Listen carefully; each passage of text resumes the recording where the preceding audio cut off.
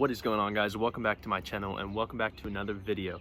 So if you clicked on this video, my guess is that you're looking for the information on 5 things that you need to do to lose weight.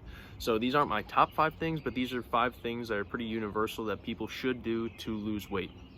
So start with number 1.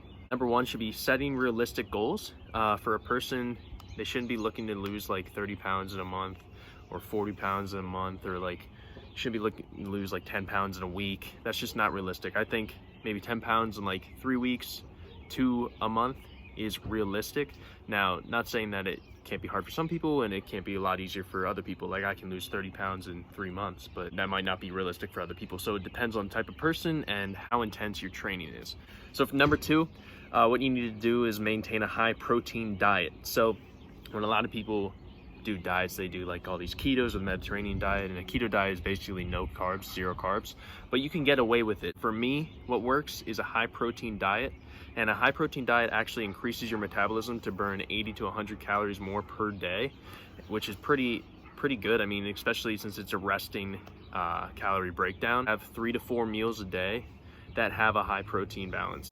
Also, with a high protein diet is going to keep you fuller throughout the day because protein affects ghrelin. There's a thing called ghrelin in your stomach, which increases your appetite and makes you feel the hunger feeling. And protein actually suppresses that feeling that the ghrelin gives off, so you're able to stay fuller for a longer period of time. Moving on to number 3. So this one's pretty like basic and it's common knowledge, but it's a lot harder than it seems. Number 3 is eating in a caloric deficit. Now, when I say you want to eat in a caloric deficit, I mean you want to figure out your maintenance calories, and I'm going to tell you how to do that. Take your body weight, multiply by a scale from 14 to 16, 14 being not active or minimal activity during the day, 15 being moderately active, somewhat active, and then 16 being very active throughout the day. So for me personally, since I sit around a lot and like the only exercise I get is from when I do my cardio or lifting, I do 14, but you feel free to do whatever you want depending on the person. But you take your body weight times that number, and then you get your maintenance calories. The number that equals is maintenance calories. To go in a caloric deficit, I would suggest that you subtract from your maintenance calories either 300 to 500. So that would put you at a 500 calorie deficit if you chose 500, and then you can figure out your macros along with the information that I'll provide in another video. Eating in a caloric deficit is also a mental game, so even like the whole process of dieting is a mental game. A lot of people struggle to not eat cheat meals. I don't really struggle too much with eating cheat meals, and nothing really like strikes me as like, oh, I'm really craving that when I diet. But for a lot of people, it is a struggle. When you're in a deficit, a lot of people have temptations. So I would say probably your diet's 50% work and then 50% mental. So number 4 is the obvious. You want to train, you want to be active. Whether you're a runner, a lifter, an athlete, just train. You could either do this all year round and not even have to adjust it, or you could just adjust it when you diet. But being active is a big part of dieting because you need something to burn the calories. You pretty much want to burn more calories than you're consuming when you're in a diet. But that is also very different between a person trying to just lose a couple pounds and a person trying to compete for a show. But the bottom line is you want to train and you want to be very active. You could go on a walk. We're in the COVID era, COVID-19, coronial America.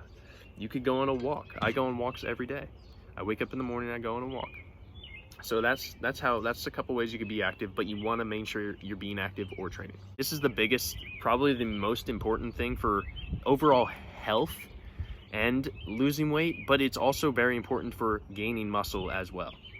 So you can follow this last step when you bulk, when you're just follow it all the time. All right. This is really important. And if you can guess it in the comment what number 5 would be before I say it. But number 5 is sleep. Sleep, people. All you have to do is go to bed and get 7 to 8 hours of sleep. All right? So put your phone down at night. Stop being on YouTube. Stop being on Instagram. Unless you're watching this video, you can be on YouTube then. Stop being on Instagram. Stop being on Twitter, Snapchat, all that stuff. You need to get some sleep. I shoot for 7 to 8 hours a day. Sometimes I sleep in and get a little more.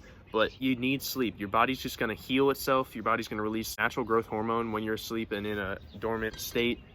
So it's a win-win. Like seriously, sleep might be the most important thing you can do for your body. So let's go back over all the steps. Step 1, setting realistic goals. Step 2, high protein diet, meaning that protein is a relevant high macro in 3 or 4 of your meals that day if you eat that many meals. Number 3, eat in a caloric deficit. Like I said, guys, you take your weight, multiply it by 14 in a range to 16, and then you get your maintenance calories, and then you subtract either 300 or 500. Number 4, train and be active. Go on a walk, go hit the gym, go hit your gym if you have a gym in your basement, or just go on a walk because we're in Colonial America. And number 5, big one, 1, 2, 3, 4, 5, you need to get some sleep, guys, because sleep is gonna heal you, it's gonna make you feel great, it's gonna get you all refreshed, and it's guaranteed to make you have a great day, unless some bullshit pops up. But thank you guys so much for watching this video. I'm gonna get into my Power Crunch bar here, and I'm drinking my creatine because we're about to go work out, but I also have to take a stimulant as well, probably a ghost powder. But I love Power Crunch bars. If you guys haven't had these before, I promote them a lot on my videos. I also promote Ghost. Ghost is the supplement brand I use, but Power Crunch bars, they slap. I also sometimes start my day off with a Power Crunch bar, but I'm gonna do a full day of eating tomorrow. So right after this video, it's gonna be a full day of eating, and after the full day of eating video, it's gonna be a how to calculate your macros for a caloric deficit / training to get cut up for summer. So yes, but Power Crunch bars, simply amazing. You can't beat this taste. So guys, thank you so much for clicking on this video. I hope this video was beneficial for you. If you'd like to see more of these, comment down in the comments and let me know. But stay safe, everyone. It is dark times in the United States. A lot of deaths so far, a lot of people getting sick, so please stay safe, please stay clean, and have a great day, guys. Thank you.